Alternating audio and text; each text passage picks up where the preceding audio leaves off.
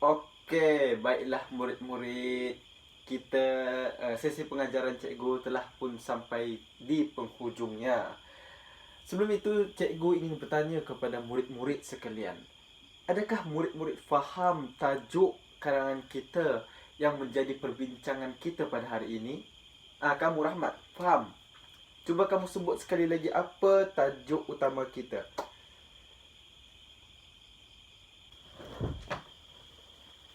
Saya cikgu. Ya, saya Rahmat. Tajuk karangan kita pada hari ini ialah bagaimana kita meyakinkan ibu bapa dan juga masyarakat tentang manfaat ataupun kepentingan aktiviti co-curriculum di sekolah. Betul tak cikgu? Ya, bagus Rahmat. Anak-anak murid cikgu sekalian, dengar tak apa yang Rahmat beritahu cikgu? Ya, tajuk kita ialah bagaimana untuk meyakinkan ibu bapa dan juga masyarakat di luar sana tentang betapa pentingnya dan betapa banyaknya faedah mengenai aktiviti co-curriculum di sekolah. Okey, kita pun telah belajar dan juga mencari isi-isi penting bagi tajuk karangan kita pada hari ini, iaitu sebanyak 5 isi penting. Dan Alhamdulillah semua murid-murid cikgu memberikan kerjasama yang baik, kerjasama yang bagus, dan cikgu ucapkan tahniah.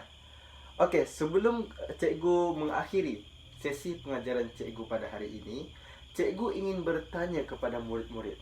Ada sesiapa yang hendak memberi pandangan ataupun pendapat yang berkaitan tentang tajuk karangan yang akan kita bincang pada kelas yang seterusnya?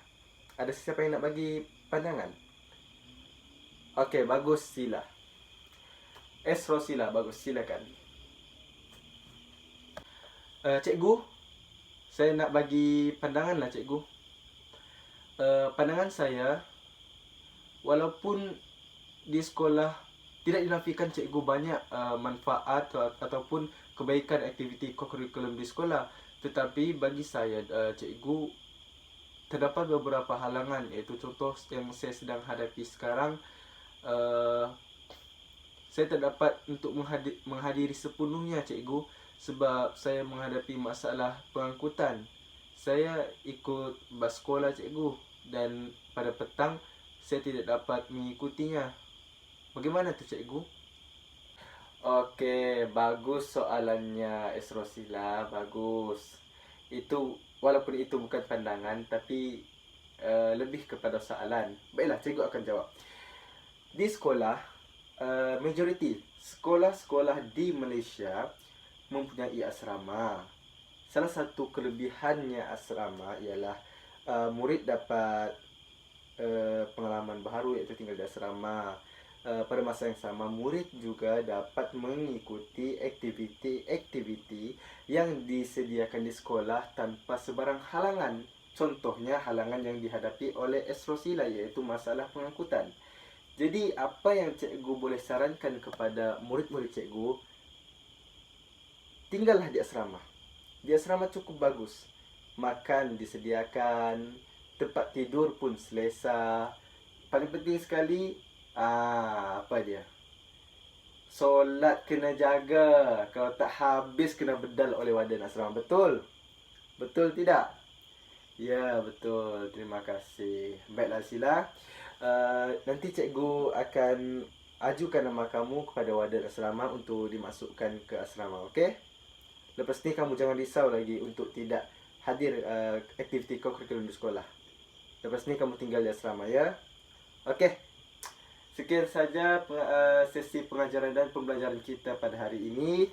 Pada kelas yang berikutnya, cikgu akan mengajar bagaimana untuk kita membuat satu karangan penuh berdasarkan model, iaitu model fokus, sila fokus sini. Murid-murid, pernah dengar model itu apa? Pernah dengar model sila fokus sini? Mesti tak pernah dengar kan?